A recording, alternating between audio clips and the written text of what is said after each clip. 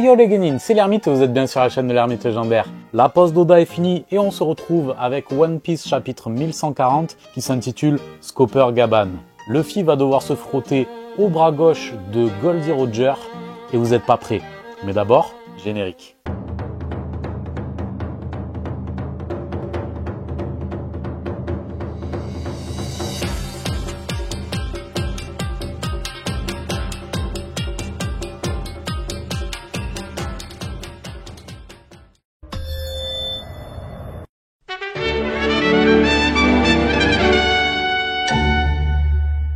Et revoici la traditionnelle illustration du maître. On peut observer Wusu qui répète le numéro du lancer de couteau sur Ulti. Cette dernière semble s'inquiéter davantage du sort de son frère plutôt que du sien. Page One va-t-il bien?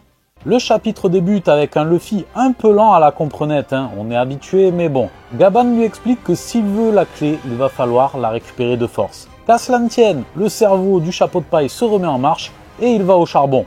Enfin, cerveau. Quand on parle de Luffy, ça va pas trop ensemble. L'air de rien, Papy en a sous le coude.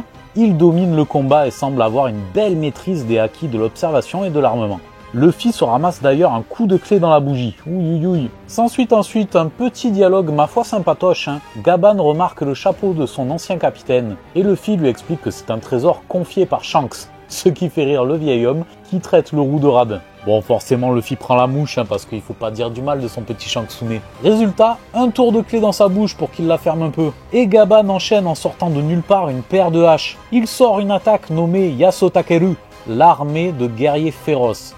Probablement la même attaque qui lui a valu son surnom et qui lui a permis de déboiser la montagne.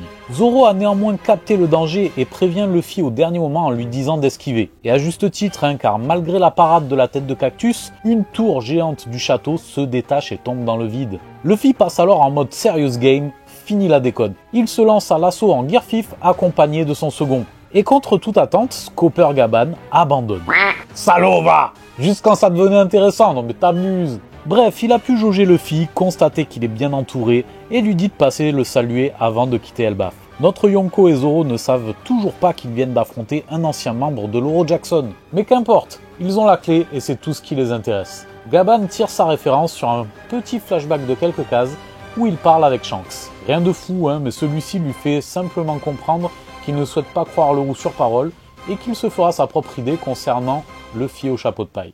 On switch. Les enfants géants de l'école ont aperçu un Zozio. Il s'agit bien sûr de Junko et Shamrock.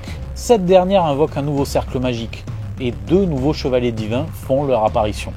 Car Shamrock doit retourner d'urgence en Terre Sainte de Marie-Joise, mais pas sans laisser des ordres aux nouveaux venus. L'un d'entre eux d'ailleurs se nomme Saint Thomas Shepard et pourrait être le fils d'un des doyens. L'autre est assez random si ce n'est qu'il semble posséder un Zoan mythique. Et on dirait le dragon qu'il y a dans Mulan. Saint Thomas me plaît bien d'ailleurs, il est arrivé en totale décontraction, en mode calbar, et dégage une vibes à la Duke Lebowski. J'adore. Une fois rhabillé, il arbore de nombreuses médailles et semble assez expérimenté. Shamrock lâche enfin ses consignes, il veut kidnapper les enfants des géants et les amener à Marie-Joise.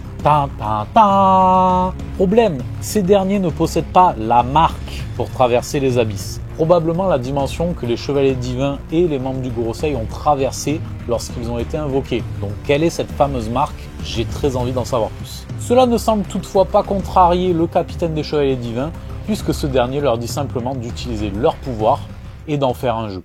Et voilà, bon, un très bon chapitre, un bon chapitre. On s'est pas ennuyé, pas mal d'informations qui passent sous le manteau mais qui sont ma foi croustillantes avec la fameuse marque. Mais bon, le combat entre Luffy et Gaban me laisse un goût d'inachevé. Franchement, j'aurais aimé en voir davantage, mais bon, tant pis. Comme dit précédemment, Saint Thomas semble envoyer du pâté, honnêtement, il a l'air expérimenté. Il est plus âgé que Shamrock en apparence. Il a pas mal de décorations, de nombreuses médailles, donc j'aimerais en connaître davantage sur ce fameux guerrier. Oh, et l'autre pour l'instant, il est Osef, j'en ai rien à foutre. Vraiment. Allez les Genin, rendez-vous la semaine prochaine pour le chapitre 1141. Soyez au rendez-vous, ne ratez pas ça, parce qu'à mon avis, ça va bien foutre le bordel. Allez, je vous dis à la prochaine. Les petits pouces en l'air, abonnez-vous, likez, partagez, soutenez la chaîne, je compte sur vous. Et puis je vous dis à très vite. Soyez curieux, construisons notre légende. Ciao.